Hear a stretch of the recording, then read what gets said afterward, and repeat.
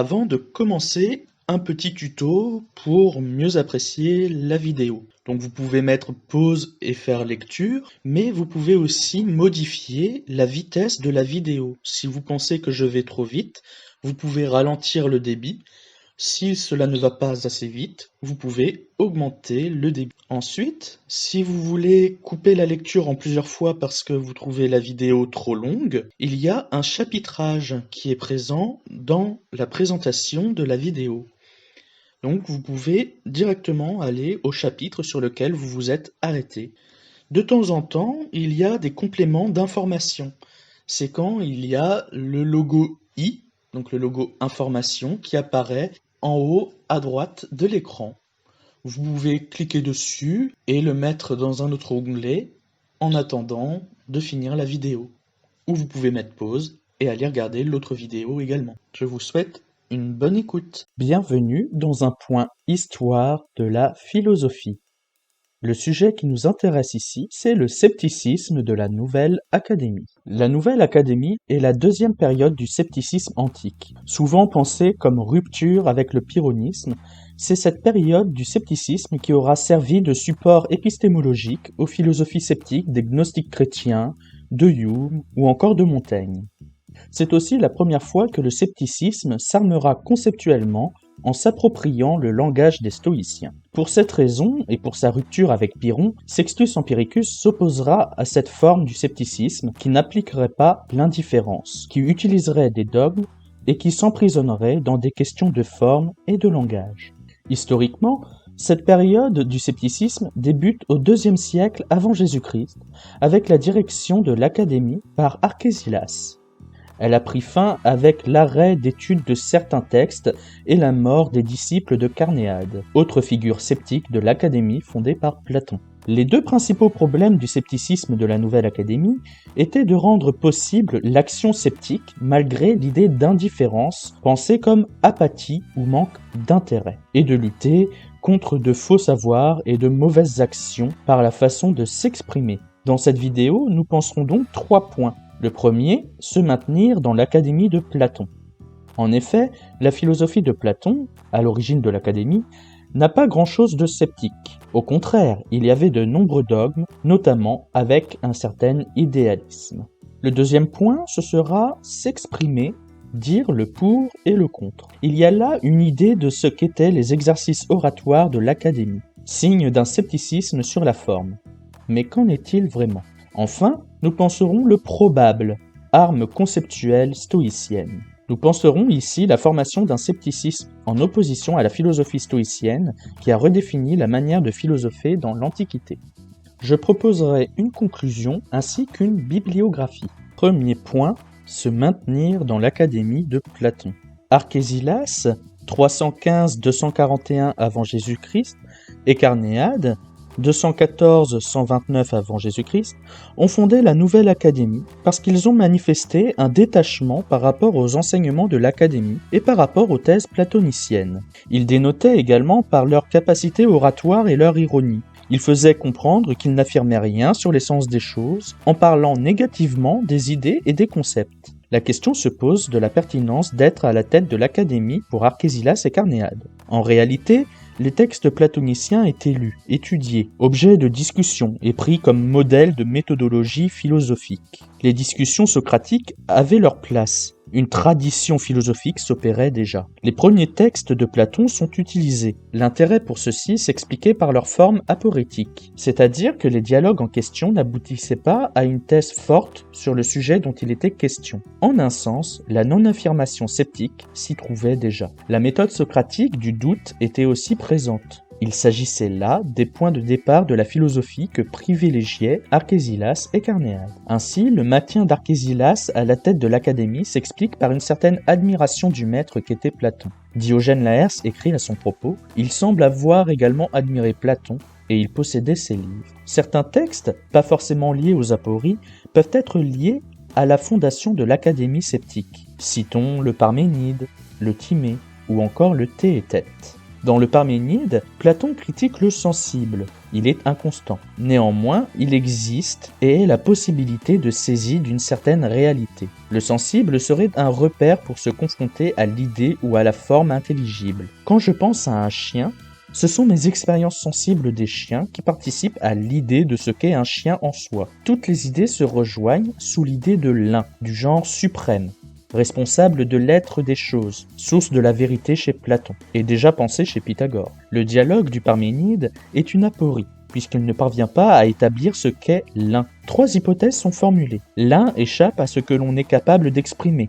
L'un serait l'être, ou l'un est et n'est pas en même temps, parce que toujours dans l'inconstance. Il serait alors le temporel. On déduit de cela que le sensible n'est pas une source fiable de la connaissance. Les idées restent des choses obscures, de simples hypothèses qui ne permettent pas d'affirmer les choses. Dans le Timée, Platon propose de penser l'origine du monde physique et de l'âme. Bien que Platon fonde une science, lorsque l'on évoque l'origine du monde, il ne peut que penser au mythe vraisemblable, selon ces termes, du démiurge. Démiurgos, en grec, veut dire artisan. C'est un récit sujet aux croyances. Il n'y a donc pas de démonstration possible. Il y a ce que nous pouvons appeler une vérisimilitude. C'est un terme désignant une théorie demandant confirmation ou infirmation. C'est un terme que l'on peut juger anachronique, puisque développé au XXe siècle par Karl Popper. Néanmoins, il peut correspondre au scepticisme de l'Académie et au stoïcisme. L'argument de Platon étant que c'est peut-être comme ça que le monde est né, bien qu'il n'exclut pas que ce soit autrement. Il y a là une formulation de la non-affirmation. Dans le Théétète, Platon se propose de définir la science et le fondement de la connaissance. Il y est question de la distinction entre science et compétence, objet du débat entre Théodore et Socrate. La science est la connaissance du fonctionnement des choses. La compétence, c'est le savoir comment il faut faire. La première est théorie, la seconde est pratique. Théodore n'admet pas cette distinction. Pour celui-ci, nous sommes compétents en acquérant la science. Ce serait donc la même chose. Théétète, disciple de Théodore, prend la suite du dialogue face à Socrate. Théétète ne propose pas de définition de la science et considère que chaque objet étant différent, il y a une science particulière pour chacun d'eux. Mais n'ayant pas proposé de définition de ce qu'est une science, on ne peut pas savoir ce qu'est une science particulière. Il y a là l'objection sceptique du diallèle. Théétète propose de penser la science par les sciences particulières, qui supposent elles-mêmes la science pour être pensée. On ne peut donc rien affirmer à partir de ce fait, selon Socrate. Ils conviendront donc ensemble d'une définition temporaire de la science pour avancer dans le dialogue. En 151D 187A, il propose « La science, c'est la sensation ». S'ensuit le procès de 2 pensées présocratiques, le relativisme de Protagoras et le mobilisme universel d'Héraclite. Protagoras d'Abdère, 5e siècle avant Jésus-Christ, réputé pour son agnosticisme, c'est-à-dire l'idée qu'il ne sait pas ce qu'est l'être et si les dieux existent et seraient responsables du monde ou non, est connu pour 2 citations principales. Des dieux, je ne sais ni s'ils sont ni s'ils ne sont pas. Et la seconde, l'homme est la mesure de toutes choses, de celles qui sont, du fait qu'elles sont, de celles qui ne sont pas, du fait qu'elles ne sont pas. Ainsi, l'agnosticisme de Protagoras signifie bien qu'on ne peut pas affirmer l'existence des dieux, ni leur non-existence. Ce qui est certain, c'est qu'ils ne sont pas perceptibles. La deuxième citation nous fait comprendre le relativisme du penseur. Il existe 2 interprétations, l'une correspondant à un discours faible et l'autre à un discours fort. Le discours faible pense que l'homme est à comprendre comme l'individu particulier, individu qui serait alors le seul critère de la véracité de ce à quoi on est confronté. C'est un relativisme qui ne pose pas de critères objectifs à la connaissance. Le discours fort pense l'homme comme l'assentiment d'une majorité des hommes. Ainsi, cet assentiment général déterminerait ce qui est ou ce qui devrait être, ce qui serait vrai ou faux. Il y a l'émergence d'une cohésion sociale et de la démocratie. Néanmoins, le critère reste la sensation, et celle-ci est faillible. L'autre défaut de ce discours fort est que l'on peut penser que l'assentiment n'est que l'agrégat d'une multiplicité d'hommes particuliers, qui reposent sur leurs critères subjectifs ou la sensation. Mais si tel est le cas, et dans les 2 types d'interprétation, la science serait faillible ou inconstante. Héraclite d'Éphèse, IVe siècle avant Jésus-Christ, est connu pour sa pensée du mobilisme universel et est réputé également pour l'une de ses citations. On ne se baigne jamais deux fois dans le même fleuve. Le monde serait ainsi en perpétuel changement, et l'homme aussi change en permanence. Même le fleuve ne serait pas composé des mêmes eaux. La thèse du mobilisme reconnaît qu'il y a un principe unique pour toutes les choses du monde, une substance unique qui va prendre diverses formes. Pour Héraclite, ce principe, c'est le feu. Les choses sont inconstantes. Cela signifie que même si elles sont issues d'un même principe, ce principe fait que les choses sont à la fois ce qu'elles sont et ce qu'elles ne sont pas. Il y a des contradictions dans ce qu'elles paraissent être.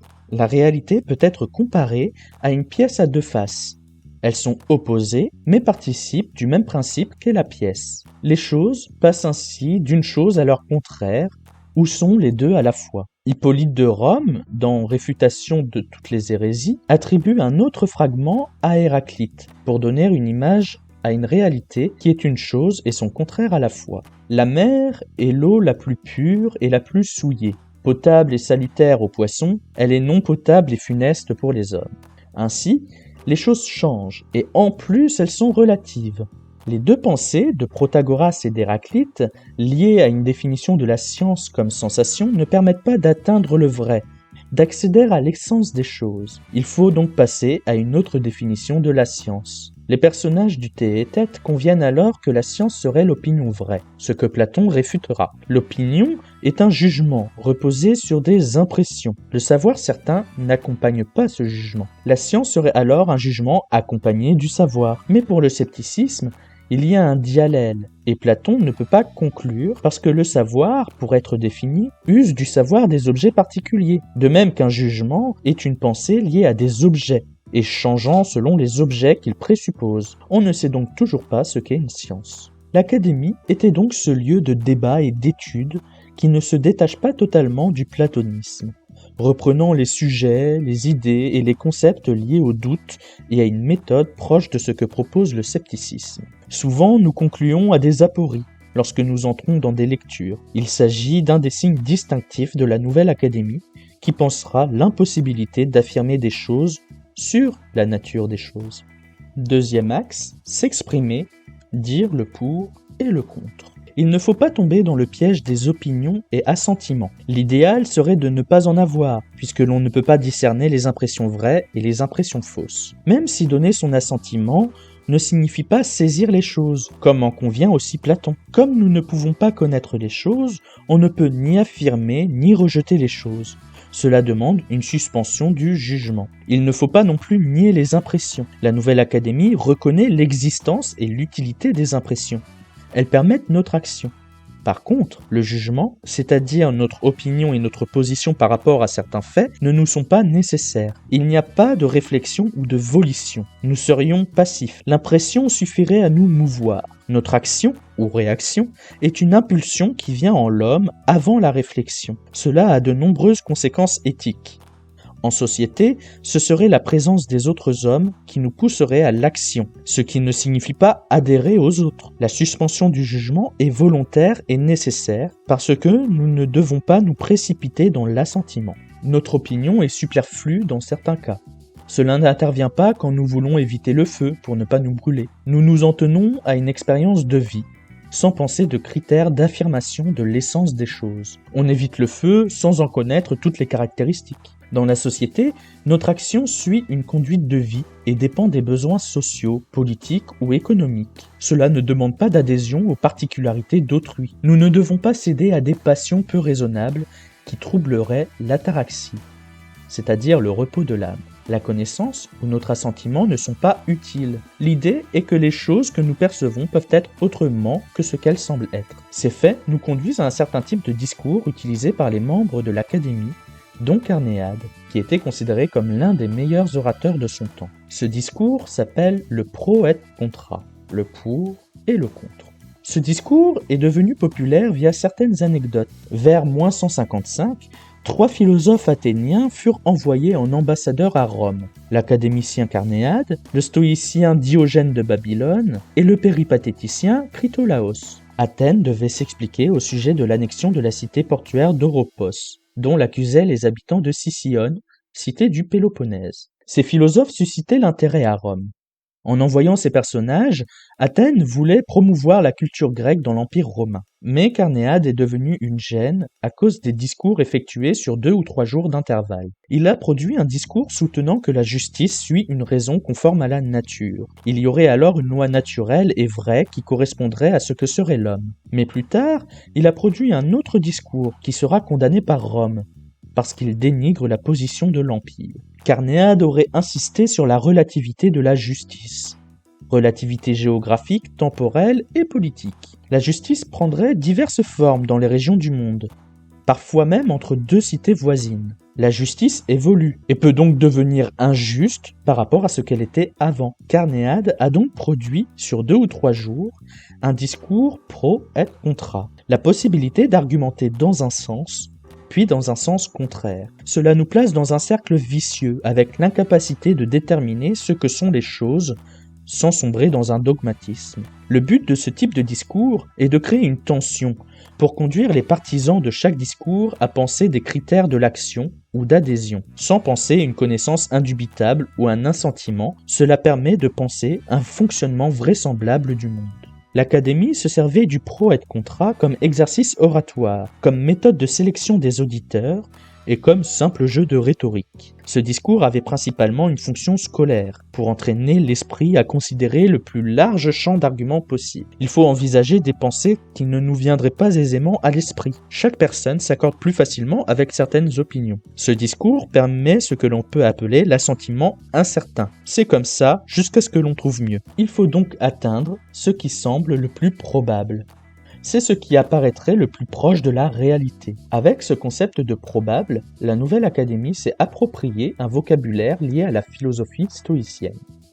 Troisième partie, le probable, arme conceptuelle stoïcienne. La philosophie stoïcienne est souvent pensée et étudiée. Elle a fourni de nombreux concepts et nourri de nombreux débats depuis l'Antiquité jusqu'à aujourd'hui. La Nouvelle Académie n'échappe pas à la nécessité de discuter cette pensée et son vocabulaire. Parmi les concepts stoïciens, nous pouvons évoquer l'époké, c'est-à-dire la suspension du jugement. Ce serait un concept utilisé dans le cadre de la représentation cataleptique. Il s'agissait de suspendre son jugement et ne pas donner son assentiment à des représentations qui ne correspondraient pas aux objets qui nous affectent. Ces représentations ne sont pas cataleptiques, c'est-à-dire qu'elles sont instables et ne permettent pas de comprendre ce à quoi nous sommes confrontés. Il y a 2 interprétations possibles de l'époké, qui concernent également le scepticisme. La première est de suspendre son jugement, de ne rien affirmer, et cela sans empêcher l'individu, à titre personnel ou privé, d'avoir un jugement. L'autre est à penser comme une réelle suspension, c'est-à-dire être sans aucun jugement. Nous ne considérons rien de plus que ce que nous montreraient les phénomènes. C'est en ce sens que les pyrrhoniens comprenaient l'époké, et les premiers stoïciens. Zénon, fondateur du stoïcisme, 3e-2e siècle avant Jésus-Christ, disait que le sage devait être sans opinion. Le sage évite de donner son assentiment sur ce qui serait incompréhensible. Le problème principal du stoïcisme, c'est la possibilité de la connaissance. La représentation cataleptique est un assentiment, c'est une démarche de la raison, partie hégémonique de l'âme. Le stoïcisme pense l'âme avec 8 parties. Les 5 sens, toucher, goût, odorat, ouïe, vue, la partie reproductive, la partie phonique, c'est-à-dire ce qui permet la parole, et la partie hégémonique, c'est-à-dire la raison. Le point de départ de la connaissance, c'est la sensation. Tout commence avec le pathos, le pâtir, c'est-à-dire l'impression que font les phénomènes sur nous. Tout vient de l'extérieur. Il n'y a pas d'idéalisme. Seuls les corps reçoivent et réagissent. Même l'éthique dérive de ce que nous recevons. Le pathos parvient jusqu'à la partie hégémonique sous forme de fantasia, c'est-à-dire de représentation. Certaines ne viennent pas des sens, comme le rêve ou l'imagination. Nous pouvons faire confiance ou ne pas faire confiance dans ces représentations. Nous donnons ou non notre assentiment. C'est une forme de jugement. L'assentiment traduit le grec synkatathesis. Si nous donnons notre assentiment, cela veut dire que la partie hégémonique de l'âme considère que notre représentation des choses correspond aux choses elles-mêmes, à la réalité, ce que les stoïciens appellent des impresseurs, phantaston en grec. Notre représentation est alors cataleptique ou compréhensive. Les notions stoïciennes se constituent donc par des synthèses des données sensorielles, des expériences que nous faisons. C'est ce que l'on appelle de l'abstraction. on crée un concept en lui ôtant le caractère concret. Ce sont les autres hommes qui me permettent de me faire une idée de l'humanité. Abstraction de l'expérience concrète de l'homme. Il y a également la possibilité de transmettre ces concepts par l'éducation. Attention, il y a également des préconceptions dans la philosophie stoïcienne. Ces préconceptions, ce sont des constructions que les hommes engagent de manière innée ou de la même manière, quelles que soient les origines, le temps, le sexe, etc. Ces préconceptions font également partie des représentations cataleptiques. Pour le stoïcien, il s'agit d'une connaissance. Pour le sceptique de la Nouvelle Académie, ces connaissances sont des probabilités. Ainsi, tout ce qui a l'aspect d'être probable sera utilisé par le sage, s'il n'y a pas d'obstacle qui soit contraire à cette probabilité, et de cette manière, on aura une règle de vie. Le probable permet de penser l'action. Il s'agit de sortir de l'immobilisme dans lequel les sceptiques pyrrhoniens se seraient enfermés. Les représentations cataleptiques ne sont pas des connaissances parce qu'elles sont relatives. Elles proviennent d'impressions sensibles dont on ne peut rien affirmer, puisque ce serait soit faux, soit inexistant. Si les choses sont apparemment fausses, elles ne sont pas probables. Si elles semblent apparemment vraies, ce sont des représentations convaincantes, qui se rapprochent du vrai sans l'atteindre. Rien ne devrait pouvoir ébranler ces représentations. Pour cela, elles doivent subir plusieurs examens, c'est-à-dire que l'on réitère l'expérience, ou alors nous confrontons nos représentations avec celles d'autrui. C'est long, ce n'est pas immédiat, et ce n'est pas pratique. Les sceptiques de la Nouvelle Académie ont permis aux stoïciens de penser cette idée de la revérification. Les sceptiques ont tenté de penser le problème des indiscernables. Par exemple, comment différencier deux expériences de deux œufs? Il n'y aurait pas de critères pour différencier les origines de différentes représentations. Le problème des œufs, c'est que ceux-ci peuvent nous apparaître identiques, alors que s'il y a deux œufs, ils ne peuvent pas être identiques. D'après les stoïciens eux-mêmes, chaque représentation est unique. L'indiscernable n'existerait pas et serait démontré par un nouvel examen de la représentation. Il y a aussi une pensée de l'habitude. Un professionnel qui est au contact des œufs quotidiennement peut faire la différence. Le stoïcisme n'est pas agnostique. Il y a une explication finale par le divin. Dieu, peu importe sa forme, anime chaque chose de l'intérieur, et chaque chose est une partie du divin. Dieu n'a pas pu nous rendre incapables de discerner les choses dont le vrai et le faux, sinon il nous tromperait. En ce sens, le scepticisme pose le stoïcisme comme un dogmatisme. Il y a une réalité que l'on ne peut pas justifier. Les sens et la raison sont faillibles. Ainsi, la représentation convaincante, le probable pour les sceptiques académiciens, est ce qui nous rend possible l'action. Il pointe plutôt l'irréductible autonomie de la pratique, c'est-à-dire l'inaccessibilité et l'inutilité de la vérité pour l'action. Pour agir, nous n'avons pas besoin de l'outil logique qu'est le vrai. C'est formel. Et nous n'aurions pas besoin d'accorder de l'importance à ce qui est vrai ou faux. Pour agir, il faut être suffisamment convaincu par ce qui se présente à nous. Quand je fais face à du feu, pour éviter d'être brûlé, je n'ai pas besoin de poser ce qu'est le feu par nature, ou dire ce qui serait éternellement vrai du feu. De même, nos relations sociales. Il n'y a pas de vérité à ce sujet.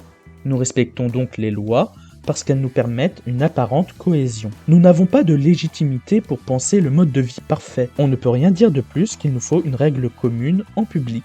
Ce point sera repris par les néo-pyrrhoniens. Conclusion. Archésilas, fondateur de la Nouvelle Académie, et Carnéade, figure probabiliste de la Nouvelle Académie, sont parvenus à se maintenir à la suite de Platon par leur attachement aux textes et aux méthodes philosophiques. La doctrine platonicienne n'était plus imposée. L'appellation sceptique a été attribuée plus tard à la Nouvelle Académie, et elle provient des nombreuses apories auxquelles menaient les enseignements et les exercices oratoires. Archésilas et Carnéade ne se réclamaient pas du pyrrhonisme, premier courant sceptique antique. Ils affirmaient néanmoins l'impossibilité d'affirmer avec certitude l'essence des choses. Pour cela, il y avait surtout une pensée de la probabilité et de la suspension du jugement. À ce sujet, Long et Sedley écrivent à propos d'Archésilas et de l'appellation sceptique. Cette caractérisation correspond à l'une des deux principales positions qu'on dit qu'il a soutenues, que toutes choses sont inconnaissables et que nous devons suspendre notre jugement à leurs propos. Si nous souhaitons penser la différence entre ce scepticisme et le pyrrhonisme, il se situe notamment au fait que la suspension du jugement n'est pas liée à l'ataraxie, c'est-à-dire à l'absence des troubles de l'âme. La Nouvelle Académie accepte les opinions que l'on se forme. puisqu'il est possible d'apporter du crédit à ce qui paraît convaincant. Néanmoins, l'action est plus aisément envisageable dans le scepticisme de la Nouvelle Académie sans que l'on prenne le risque de ne pas être fidèle à la doctrine. Cette philosophie permet également de comprendre autrui et la politique dans nos démarches d'accès au savoir, aux enseignements et à l'éthique. Rien n'est science, tout n'est qu'opinion. La Nouvelle Académie a pu s'approprier des concepts platoniciens et stoïciens, ce qui causerait du tort au pyrrhonisme, et ce dont a hérité le néo-pyrrhonisme plus tard. Le désaccord fondamental entre le néo-pyrrhonisme tel qu'il est présenté par Sextus Empiricus et le scepticisme de la Nouvelle Académie est, en dehors du probabilisme trop proche de l'assentiment, que l'aporie, concluant l'insaisissabilité des choses, met fin à la recherche. C'est-à-dire que cette forme du scepticisme n'est plus une zététique, terme revendiqué par Sextus. La Nouvelle Académie conclut à une impossibilité de saisir les choses. Je vais vous proposer maintenant la bibliographie sur laquelle je me suis appuyé pour cette vidéo. Donc en premier lieu, je vous conseille le recueil de textes de Thomas Benatouille, Le scepticisme. Il y a également les 3 tomes de Long et Sedley qui s'appellent Les philosophes hellénistiques. Par rapport aux études du Protagoras et d'Héraclite, je vous propose Eusèbe de Césarée dans ses préparations évangéliques et Hippolyte de Rome avec sa réfutation de toutes les hérésies. Il y a bien entendu pour les anecdotes sur les personnages et sur des points généraux de la pensée de Carnéade, d'Archésilas, de Platon et des sceptiques, Vie et doctrine des philosophes illustres de Diogène Laërce. Et enfin, je vous propose les 3 dialogues de Platon dont j'ai parlé, le Parménide, le Timée et le Théétète. Merci d'avoir été à l'écoute et à bientôt.